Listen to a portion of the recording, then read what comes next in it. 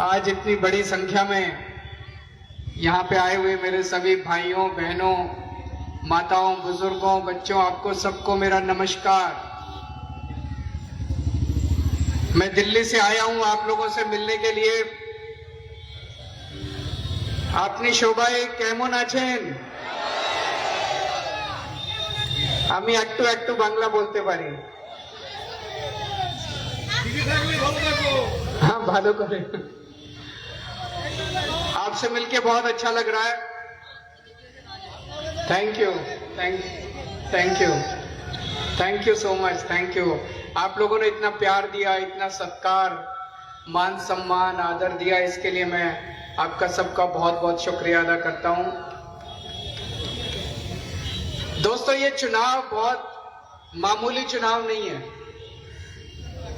ये चुनाव कोई पार्टियों के बीच का चुनाव नहीं है। ये चुनाव देश को बचाने का चुनाव है। ये चुनाव जनतंत्र को बचाने का चुनाव है, डेमोक्रेसी को बचाने का चुनाव है। इसलिए मैं दिल्ली से आया हूं। आप लोग, बंगाल के लोग जो लड़ाई लड़ रहे हैं, जिस तरह से आप मोदी और अमित शाह की तानाशाही के खिलाफ देश को बचाने की लड़ाई लड़ रहे हैं, पूरा देश आपको देख रहा है। पूरे देश में बंगाल के चुनाव की चर्चा हो रही है। दिल्ली में हम लोग खूब चर्चा करते हैं, दिल्ली के लोग, बंबई के लोग, पूरे महाराष्ट्र, गुजरात, सब जगह बंगाल की चर्चा हो रही है। क्यों? जब हमारा आजादी का आंदोलन हुआ था तो सबसे ज्यादा कुर्बानी देश को आजाद कराने के लिए, अंग्रेजों से देश को आजाद कराने के लिए सबसे ज्यादा कुर्बानी बंगालियों ने दी थी।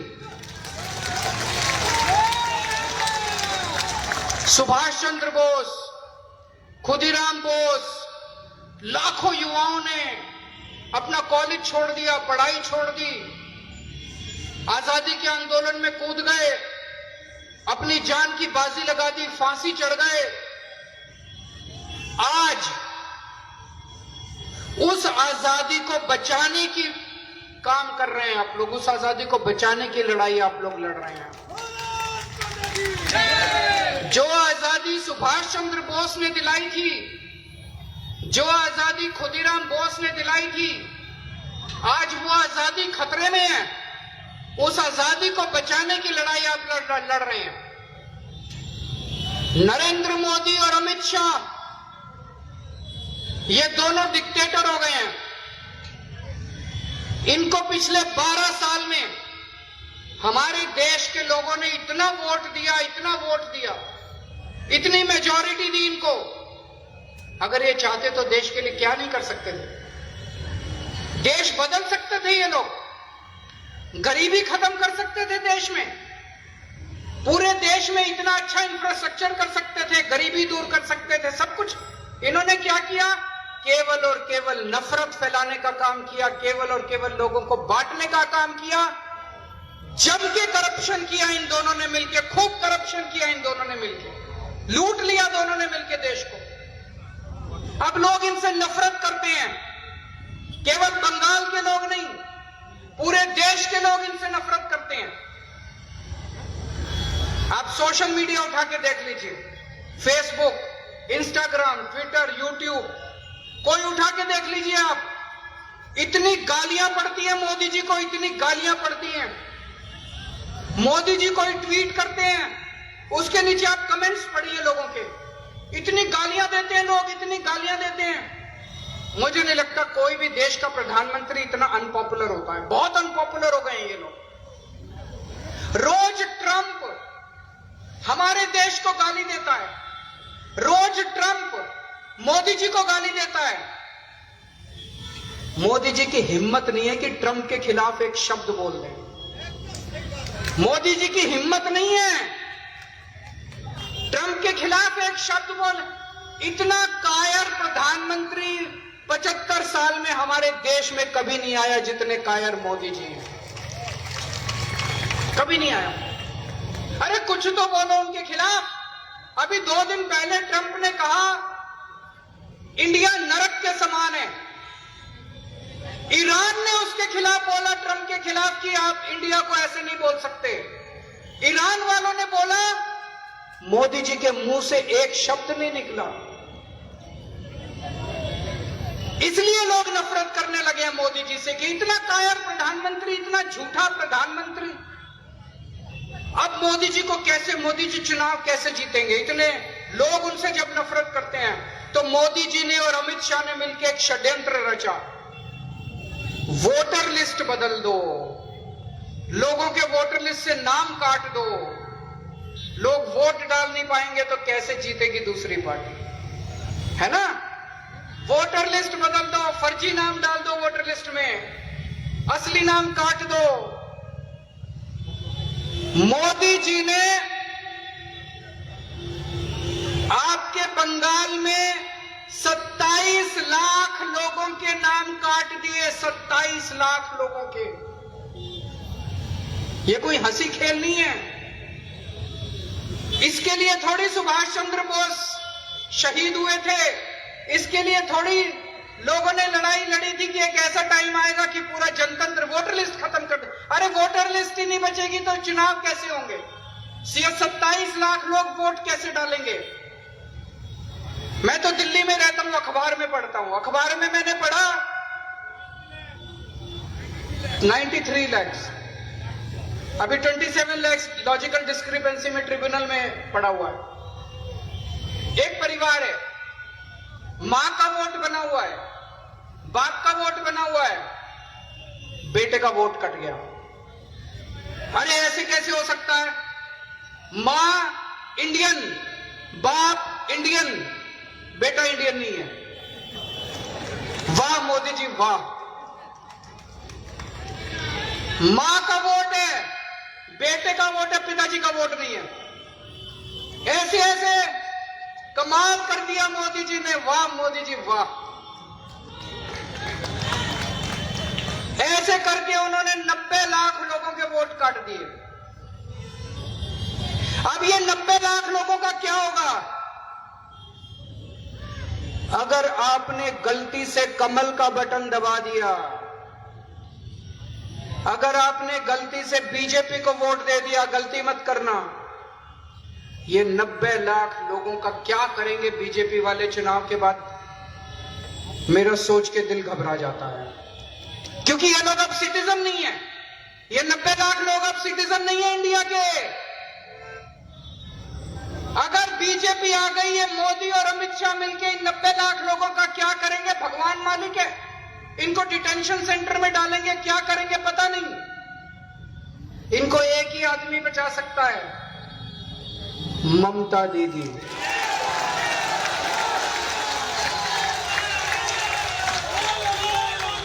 इनको केवल ममता दीदी बचा सकती है। ममता दीदी इतनी मेहनत कर रही है, छोटी सी महिला है, इतनी सी, मेरे यहां तक आती है, पतली सी महिला है, लेकिन जब सड़क पे चलती है अर्थक्वेक आ जाता है, अर्थक्वेक आ जाता है, भूचाल आ जाता है। मोदी जी का सिंहासन डोलने लग जाता है जब ममता दीदी जब सड़क पे चलती है, उधर मोदी जी की कुर्सी हिलती है। हिलती है कि नहीं हिलती? तो दोस्तों, ये जो 90 लाख लोग हैं जिनके वोट काटे गए हैं, चुनाव के बाद इनको राशन कार्ड का अधिकार खत्म हो जाएगा, सरकार से मिलने वाली सुविधाएं खत्म हो जाएंगी। इनका बहुत बुरा हाल होने वाला है। अगर ममता दीदी जीतेंगी तो इन 90 लाख लोगों को वापस सिटीजन बनाएंगी, इनको वापस अपना अधिकार दिलाएंगे, है कि नहीं है? इन 90 लाख लोगों से मेरी अपील है, कल शाम को 5 बजे कैंपेन खत्म हो जाएगा। परसों छुट्टी है, 2 दिन बचे हैं। 2 दिन के अंदर सबको जिम्मेदारी लेनी है। इन 90 लाख लोगों को वॉलंटियर बनके ममता दीदी का वॉलंटियर बन के काम करना है, चुपचाप अंदर ही अंदर, शोर नहीं करना, अंदर ही अंदर काम करना है। अपनी अपनी गली में, घर घर में जाना है, अपने अपने मोहल्ले में, घर घर में जाना है और सब लोगों को बोलना है कि ममता दीदी को वोट करो, ममता दीदी को वोट करो। वोट दिलवाने का काम करना है, बीजेपी को हराना है, देश को बचाना है। और इन्होंने पता नहीं कितने फर्जी वोट बनवा दिए, 90 लाख वोट कटवा दिए और बहुत सारे लाखों वोट फर्जी बनवा दिए। पूरे देश भर से ट्रेन भर भर के ला रहे हैं। ये तो कब्जा कर रहे हैं बंगाल के ऊपर, फर्जी वोटों के बेसिस पे जीतना चाहते हैं। तो दोस्तों, मोदी जी इस तरह से जीतना चाहते हैं। मोदी जी के 3 यार, सीबीआई, ईडी, ज्ञानेश कुमार। मैं उनसे पूछना चाहता हूं, बंगाल की जनता पूछना चाहती है मोदी जी से, ये सब करने के बाद भी ED, CBI, Gyanesh Kumar, election commission, और मेरे को पता चला यहां पे मिलिट्री भेज दी उन्होंने, मोदी जी ने बंगाल में 3.5 लाख मिलिट्री भेज दी। यहां पे क्या आतंकवादी रहते हैं? आप लोग आतंकवादी हो क्या? ये तो अपमान है बंगालियों का, आप सब लोगों का, पूरे वेस्ट बंगाल का अपमान है ये। मिलिट्री भेजने की क्या जरूरत है हमारे घर में? हमारे बंगाल में मिलिट्री भेजने की क्या जरूरत है? तो दोस्तों, अगर मोदी जी मिलिट्री भेजने के बाद, ईडी, सीबीआई सबके भेजने के बाद, अगर मोदी जी फिर भी हार गए तो बंगाल की जनता पूछना चाहती है, अगर मोदी जी इसके बाद भी हार गए तो क्या रिजाइन करोगे, इस्तीफा दोगे? अभी पूरे बंगाल में बीजेपी के कई मुख्यमंत्री घूम रहे हैं, कई मिनिस्टर घूम रहे हैं, सेंट्रल मिनिस्टर घूम रहे हैं। एक छोटी सी महिला, उसको हराने के लिए ED, CBI, election commission, Gyanesh Kumar, military, इतने सारे बीजेपी के मिनिस्टर, चीफ मिनिस्टर सारे लगे हुए हैं, फिर भी दीदी जीत जाएगी, फिर भी दीदी जीत जाएगी। एक छोटी सी महिला को हराने के लिए सारी फोर्स लगी हुई है, सब लगे हुए हैं एक छोटी सी महिला को, फिर भी वो जीत जाएगी।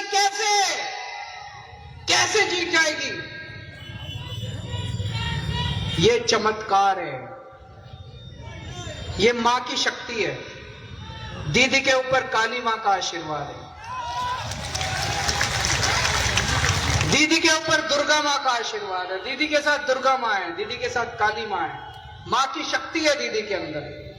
नहीं तो इतनी बड़ी बड़ी ताकतों को कौन हरा सकता है? जब महाभारत में कौरवों और पांडवों का युद्ध हुआ था, कौरवों के पास इतनी शक्ति थी, इतनी ताकत थी, इतनी बड़ी सेना थी, इतनी बड़ी फौज थी, इतने संसाधन थे कौरवों के पास। पांडवों के पास कृष्ण जी थे, इसलिए पांडव जीत गए। दीदी के साथ दुर्गा मां है, दीदी के साथ काली मां है। और मैं एक चीज आप लोगों को बताना चाहता हूं, दीदी ने जितने अच्छे काम किए हैं, अगर ये लोग गलती से आ गए, वो सारे अच्छे काम बंद कर देंगे। दिल्ली में 1 साल पहले इन्होंने, मैं दिल्ली का मुख्यमंत्री था, इन्होंने मेरे ऊपर झूठा केस किया, बोले केजरीवाल ने घोटाला कर दिया, केजरीवाल ने घोटाला कर दिया, केजरीवाल पैसे खा गया। मेरे को पकड़ के इन्होंने जेल में डाल दिया, 6 महीने में जेल में रहा। आपने सुना होगा, अभी कोर्ट का ऑर्डर आया है, कोर्ट ने कहा है कि केजरीवाल निर्दोष है। कोर्ट ने कहा केजरीवाल केजरीवाल ने कोई भ्रष्टाचार नहीं किया। कोर्ट ने कहा केजरीवाल कट्टर ईमानदार है। इन्होंने झूठा केस करके मुझे जेल में डाल दिया और षड्यंत्र करके दिल्ली के ऊपर कब्जा कर लिया इन्होंने। 1 साल हुआ है दिल्ली में बीजेपी को सरकार बनाए हुए। जितने अच्छे काम हमने किए थे, एक एक करके सारे काम बंद कर दिए। हमने स्कूल बनवाए थे, बहुत अच्छे सरकारी स्कूल, गरीबों के बच्चों के लिए, स्कूल बंद कर दिए बीजेपी ने। हमने मोहल्ला क्लिनिक बनाए थे, गरीबों का इलाज होता था, सारी दवाइयां मुफ्त थी, सारे टेस्ट मुफ्त थे, डॉक्टर मुफ्त था। इन्होंने मोहल्ला क्लिनिक बंद कर दिए 1 साल में। हमने हॉस्पिटल बनाए, इन्होंने हॉस्पिटल बंद कर दिए। हमने फ्री में पानी देते थे, सबका पानी फ्री था हर परिवार को, इन्होंने फ्री पानी बंद कर दिया। सारे काम, महिलाओं को फ्री में बस में ट्रैवल, बस में टिकट नहीं लगती थी महिलाओं को, इन्होंने महिलाओं का फ्री बस सर्विस बंद कर दी। आप लोगों को दीदी हर महीने 1,500 रुपए देती है कि नहीं देती? सबको देती है। अगर बीजेपी आ गई 24 घंटे में आपके 1,500 रुपए बंद कर देगी। गलती मत कर देना। जब बटन दबाने जाओ गलती से कमल का बटन मत दबा देना, बहुत खतरनाक बटन है कमल का। वो मौत का बटन है, वो खतरनाक बटन है। कमल का बटन मत दबा देना, नहीं तो आपके 1,500 रुपए मिलना बंद हो जाएंगे। और ये बीजेपी जितने वादे कर रही है, झूठ बोल रही है। मुझे पता चला प्रधानमंत्री जी आके कह रहे हैं कि मैं 3,000 रुपए महीना दूंगा। पिछली साल दिल्ली के चुनाव फरवरी में थे, प्रधानमंत्री जी ने दिल्ली में बोला कि मेरे को वोट दे दो, मेरी सरकार बना दो, 8 मार्च को हर महिला के अकाउंट में 2,500 रुपए आ जाएंगे। भाई साहब 1 साल हो गया, एक बार 8 मार्च आया, दूसरी बार 8 मार्च आया, अभी तक 1 पैसा किसी महिला के अकाउंट में नहीं आया। झूठ बोलते हैं प्रधानमंत्री। 75 साल में सबसे झूठा प्रधानमंत्री अभी है। इनकी बातों पे विश्वास मत करना, जम के दीदी को वोट देना। दीदी आपके लिए लड़ रही है, अकेली छोटी सी महिला है, अकेली आपके लिए लड़ रही है, दीदी को वोट देना। शेरनी है वो, शेरनी।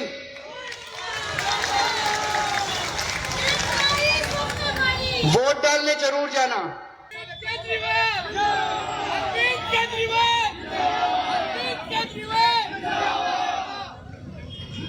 केजरीवाल